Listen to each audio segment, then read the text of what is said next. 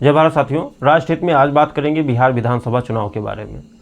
बिहार विधानसभा चुनाव जैसे जैसे नज़दीक आ रहा है वैसे वैसे हम देख रहे हैं कि अफवाह, आरोप व प्रत्यारोप का जो बाज़ार है वो गर्म होता जा रहा है।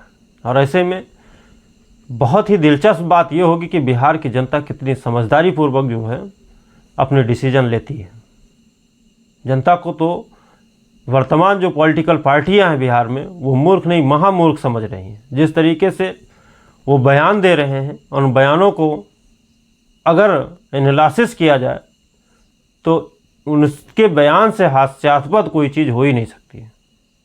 जिस तरीके से एनडीए के स्टार प्रचारक केशव प्रसाद मौर्य जी बिहार जाकर के बिहार की धरती को कहते हैं कि मैं माता सीता की धरती पे आया हूँ और मुझे माता सीता ने बुलाया है, मानो माता सीता ने उन्हें पर्सनल इन्विटेशंस दिया हो कि आप आइए और मुझे जो है अपने प्रचार में शामिल करिए।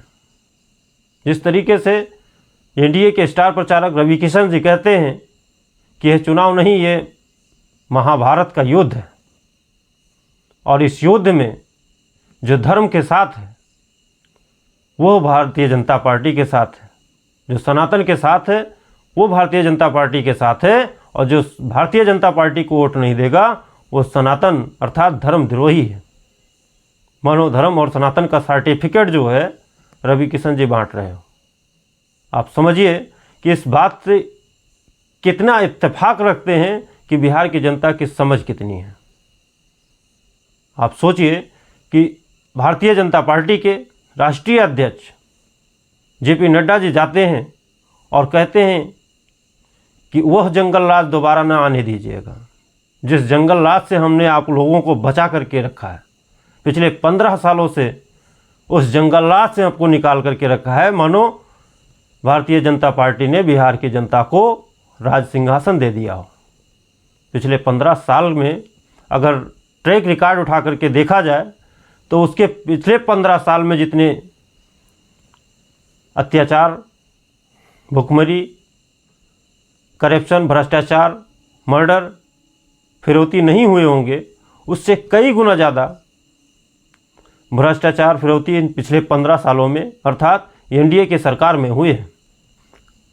इस बात को इस देश के मेन स्ट्रीम मीडिया को प्रश्न करना चाहिए कि पिछले 15 सालों में जो करप्शंस और क्राइम का ट्रैक रिकॉर्ड का जो स्तर है वो उसके पिछले 15 साल की अपेक्षा डबल हो गया है। महागठबंधन के प्रमुख प्रत्याशी तेजस्वी यादव ये कहते हुए फिर रहे हैं कि ये चुनाव बिहार का चुनाव है, बिहार को बनाने का चुनाव है, बिहार को बदलने का चुनाव है और बिहार के आम आवाम का चुनाव है। वो ये कहते फिरते हैं कि बिहार के हर घर में एक सरकारी नौकरी देंगे।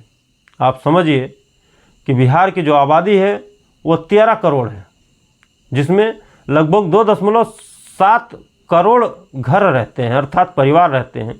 अब वो 2.7 करोड़ लोगों को अगर रोजगार देने पे आ गए तो बिहार का जो एक साल का वित्तीय बजट होता है वो 3,16,000 करोड़ के आसपास होता है।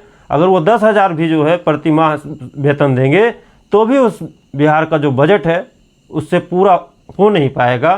तो क्या जो है वो जो नौकरियां देंगे उनके वेतन के अलावा बिहार में अन्य कोई कर्मचारी को वेतन नहीं मिलेगा?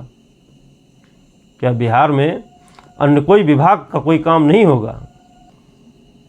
कैसे बिना गुणा गणित के जो है इतने बड़े बड़े मंच पे खड़े होकर के और इतनी बड़ी आबादी को बेवकूफ़ बनाते हैं? इस बात को बिहार की जनता को समझने की आवश्यकता है।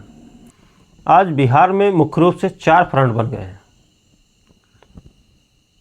पहला एनडीए, दूसरा महागठबंधन और तीसरा पीके अर्थात प्रशांत किशोर जन स्वराज पार्टी, और चौथा फ्रंट ओवैसी जी, स्वामी प्रसाद मौर्य जी और चंद्रशेखर आज़ाद जी का एक अलग फ्रंट बना हुआ है।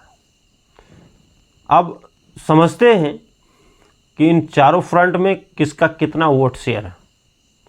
वैसे भारतीय जनता पार्टी पूरे तरीके से इस चुनाव को हिंदू मुस्लिम करने में लगी हुई है, लेकिन बिहार की जनता का भी बहुत शुक्रगुजार रहना चाहिए कि वो इतना समझ चुकी है भारतीय जनता पार्टी को कि इस चुनाव को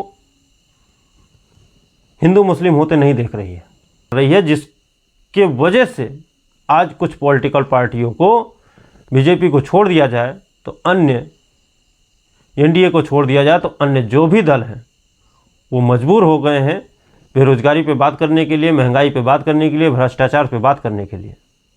ये बिहार की जनता की सतर्कता का नतीजा है, ऐसा मुझे लगता है। आपको क्या लगता है? आप भी अपना विचार कमेंट बॉक्स में दे सकते हैं कि क्या सही है और क्या गलत है।